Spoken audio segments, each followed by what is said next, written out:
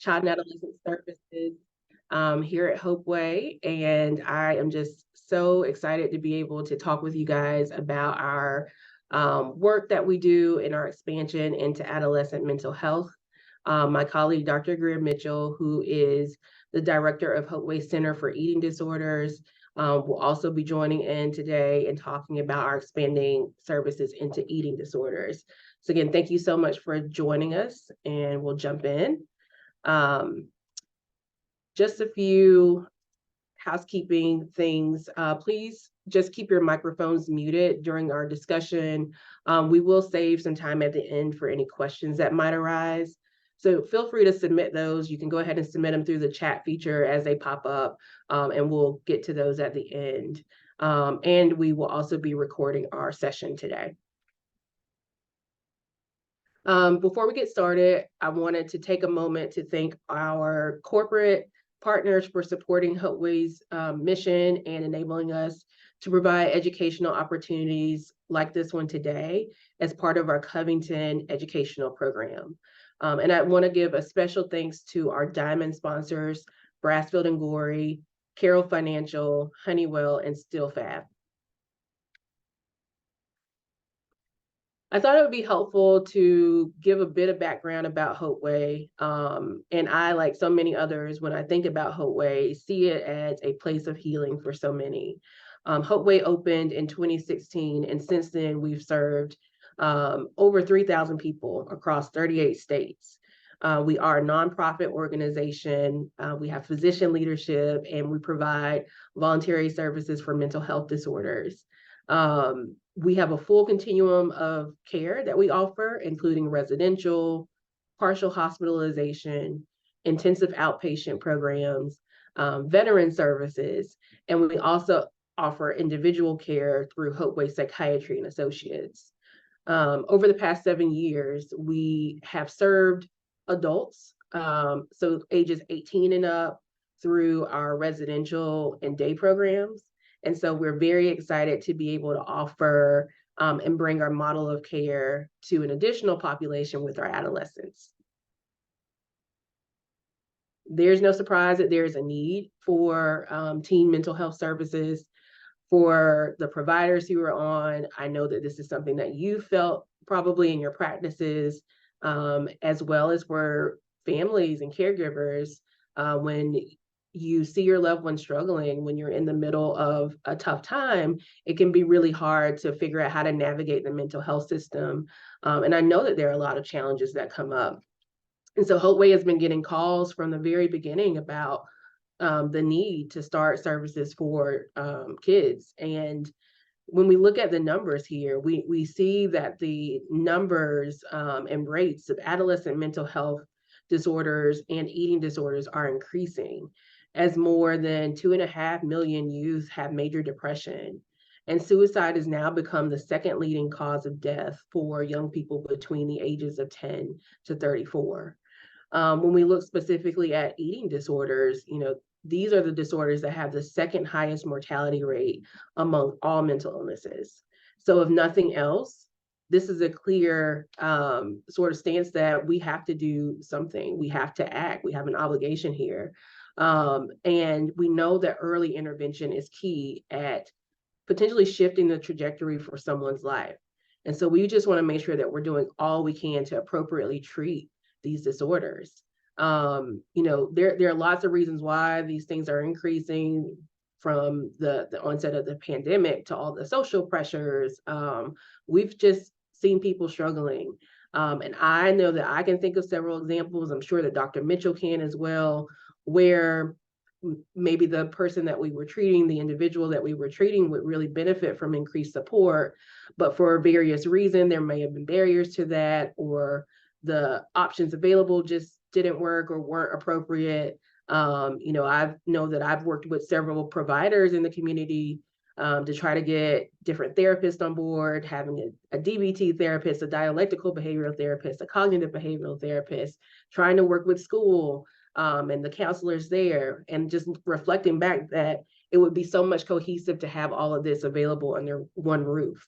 And so I think it just really underscores the importance and the necessity of having enough treatment options available for those in need. And so with that said, I am so excited that we can now say that we've got something coming down the pipeline with our new expansion that is set to launch in the first quarter of next year. It will be located in East Charlotte off of Monroe Road. And for those who have visited our current campus for adults, the design and the aesthetic, as the young people say these days, is very much similar. It's meant to be very peaceful and inviting and warm with lots of light. And so we're just excited about this space. There are a few pictures here of our art room, of a group therapy room, our learning kitchen for the eating disorder track, our front lobby here. So we're just excited about what is to come. And so I'll get more into the weeds specifically about the teen mental health program. Just, bear in mind that we're starting from scratch. This is all new. And so what I'm mentioning here is our tentative plan for what we see as our treatment plan. But we know that things may shift as we get up and running and really are able to assess where the need is and what the need is.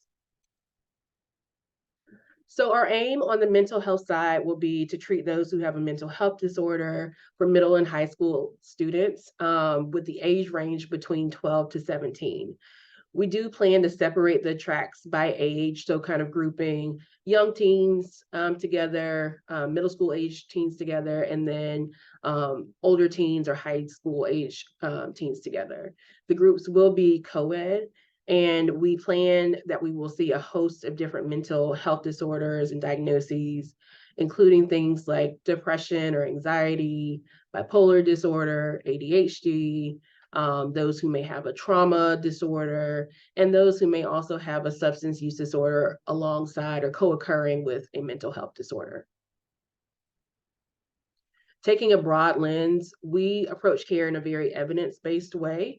So we use a mixture of individual, group, and integrative therapies. Again, we already have a model that we know is effective, and so we're taking that and translating that into the care for our youth. Our groups will be based in cognitive behavioral therapy or CBT, as well as dialectical behavioral therapy or DBT. And there will be one-on-one meetings with an individual therapist regularly. There will be a host of different integrative therapies. So that will range from things such as yoga, horticulture, music therapy, and art therapy. Of course, there will be psychiatric care, including medication management as appropriate. And we know that the teen is the intended patient, but they are not living in a bubble. And so the entire family will be involved.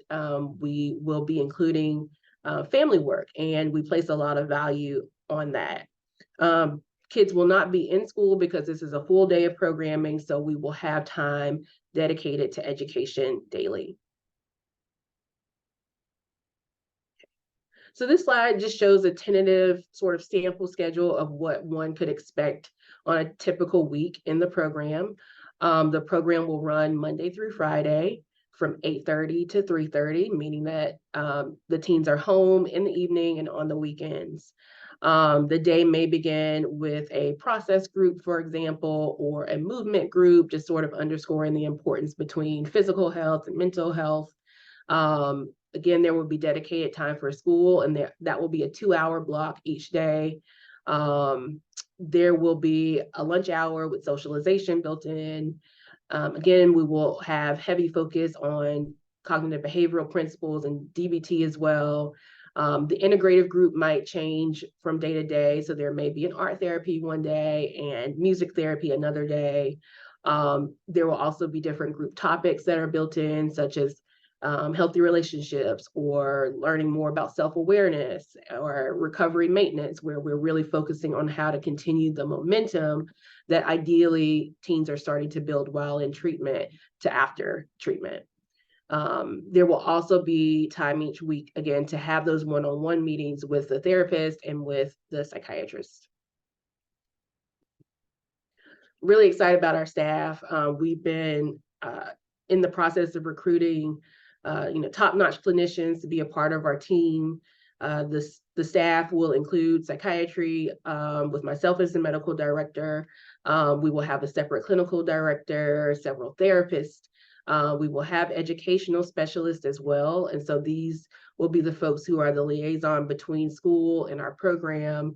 And they will be available for support and assistance during the day. We don't want kids to fall behind in their work from school. And so there will be daily assistance with this.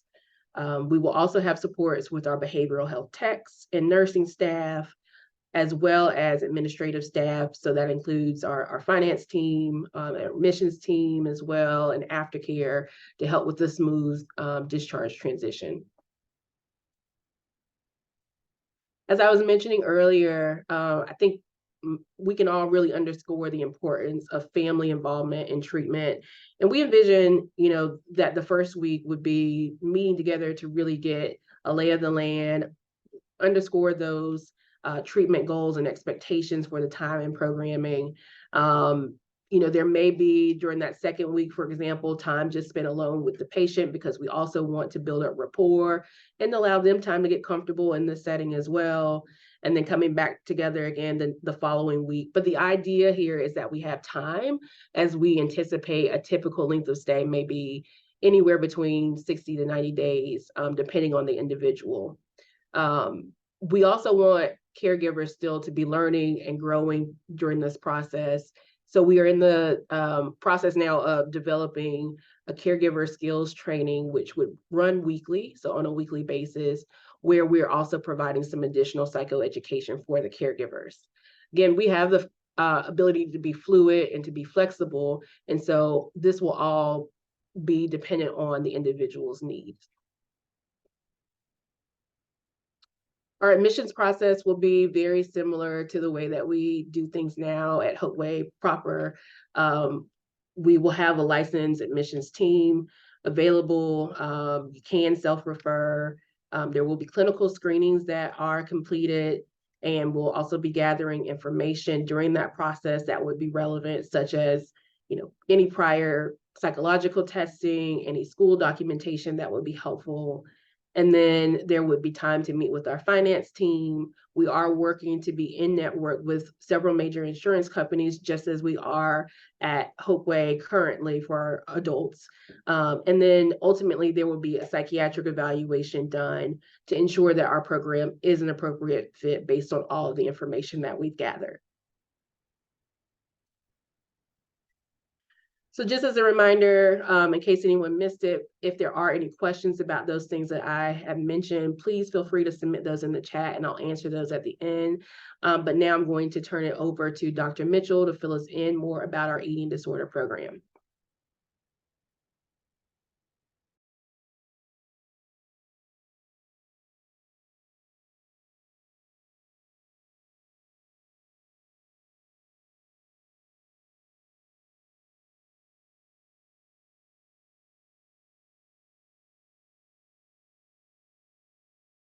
There we go. Sorry, everyone. It wasn't letting me unmute. The host had to let me unmute. But hello, I'm Dr. Greer Mitchell. Thank you for introducing me, Dr. Holy. And I'm going to be the director of the eating disorder program and the new partial hospitalization program. So our eating disorder program is going to be treating individuals with primary eating disorders. With any kind of eating disorder, we don't have any sort of exclusion for different types of eating disorders, but you don't necessarily just have to have a diagnosed eating disorder. You can just be struggling with disordered eating behaviors that are kind of clearly interfering with someone's functioning and in their life. We'll have a teen program, and that will be for ages 12 to 17 years old. And then we'll have a young adult program, and that'll be for individuals ages 18 to 25 years old. Our groups are going to be co-ed, and we'll have 12 clients per group. Similar to over on the adolescent mental health side, we're going to be using a kind of the evidence-based integrated treatment. Individuals will have access to a psychiatrist, a dietitian, nursing care, a primary care physician, And the only real big difference here is that we're offering therapeutic meal times, which is, of course, more relevant to the eating disorder population. And it gives kind of the parents or the family members or whoever the support system is a break so that they can kind of do these at treatment and then come home and do only 1 or 2 meals or snacks in the evening. So for our at our teen track for 12 to 17-year-olds, a typical day is kind of going to start with where they come in and they'll meet with the nursing staff and they'll get vitals done, a weight check, they'll get labs drawn if necessary, and then they'll go to their first meal. We're going to do breakfast and lunch every day, which is, you know, a lot of times for folks that struggling with an eating disorder, that's sort of the most difficult, most emotionally charged part of the day. So it'd be nice for us to offer that so that families aren't tasked with, you know, living that all day long. In addition, they'll have different skills groups. So we're going to be doing DBT and CBT. We're going to be having, you know, miscellaneous groups like about body image and relapse prevention and other relevant topics. They will have also access to be able to do their schoolwork, where we'll have a similar teacher liaison that will liaise with the school and kind of make sure that they're not falling behind. And then they will have 2 snacks in addition to 2 meals, so that when they go home, they will only either need 1 meal or a meal and a snack left to do with their family. And they're going to leave around 4:15 in the afternoon. For our young adult track, it's similar. They'll arrive at 8:45 and have vitals, weight, any lab work that's necessary. They'll also have 2 therapeutic meals during the day, and they'll have 2 snacks as well. And they will depart earlier around 3:30 because we're not going to necessarily have the school component. And we want to give, you know, if an individual's in school, then they can use the latter part of their day outside of programming to do that. Or if they're working, they can go and do that. One thing I didn't mention is both tracks will have also rec therapy. So we're going to be offering art therapy, music therapy, and then yoga to kind of reconnect them with moving their bodies and reconnect with their bodies in a healthy way. One part of the program that I'm really excited about is the family or caregiver programming. So every Wednesday afternoon, this will have a bunch of different groups, and this is going to be required for the teen program and then strongly encouraged for the young adult program. This is additional to the weekly family therapy that these individuals are going to get. But the goal of this is so that parents and families also have a place to come. The first group is a process group. I mean, this is tremendously difficult for the families that are going through this with their loved ones. And so having a space where they can talk about what they're going through, learn from other parents, what's helping, what's not helping, I think is really important. They'll also have a psychoeducation group where they're going to be learning about nutrition, they're going to learn about medications, they're going to learn about eating disorders, so that alongside with their loved one, they're really getting the information that they need to best care for their child. There's so much sort of misinformation or just total lack of information available about eating disorders, so this is a really important group as well. And then the last group is going to be a skills group, which will either be CBT or DBT focused. And the goal of this is that the parents can be simultaneously learning the skills that their kids are learning so they can use them themselves in these high conflict, what can be a high conflict situation, but also sort of help their loved one utilize the skills that they're learning in their groups. The staffing is pretty similar to what Dr. Coley presented. So we'll have a psychiatrist and a nurse practitioner. We'll have the clinical director, that's me. We'll have licensed therapists, a dietitian, educational specialist, behavioral health techs, nurses, and then administrative and admission finance specialists. So the goal is to have just a multidisciplinary team so that we're addressing every aspect of someone's treatment. And also similar is our admissions process. So one thing that is really important, I think, about our admissions processes. We're kind of striving to streamline this as quickly as possible. We know when people are reaching out, it's often in crisis, and we want to try to kind of expedite it so that we can get these kids, these children, these teens and the young adults into care as quickly as possible. The one separate thing that maybe some other programs don't do, we are not necessarily going to require a referral. So that means anyone can call, any, parent, loved one, physician, the individual themselves, to get the process started. That's all I have from my end. So we're just really excited. And if you guys have any questions, please type them in the chat and we'll answer them.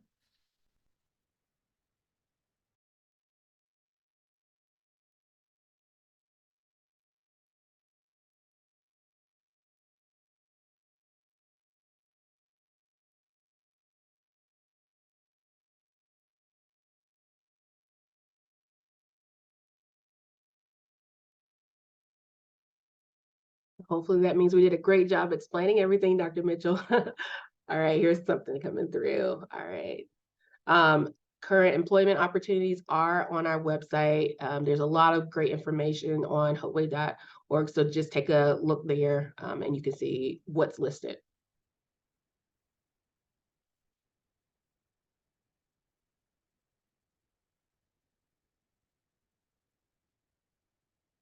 We do plan to take insurance. HopeWay currently accepts insurance from all major carriers at our main location for the adult programs, and we plan to do similarly. We're working on that now. We will not be in network with Medicaid.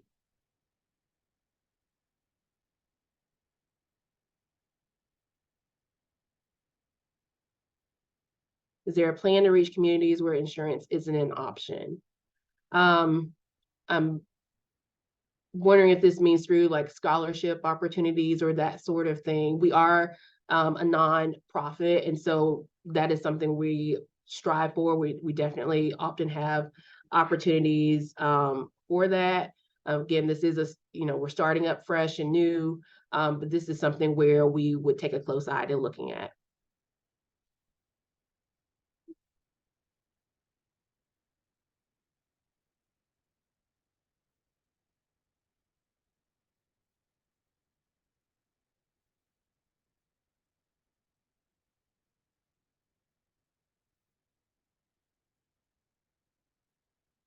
Any other questions?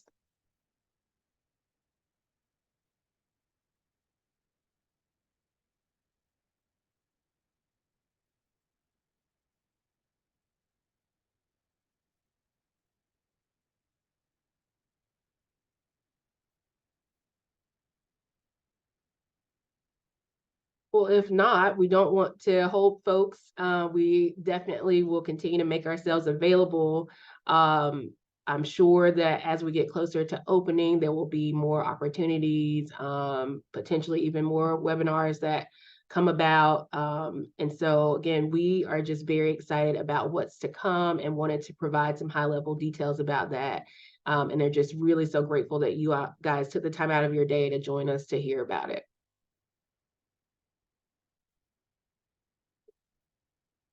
All right.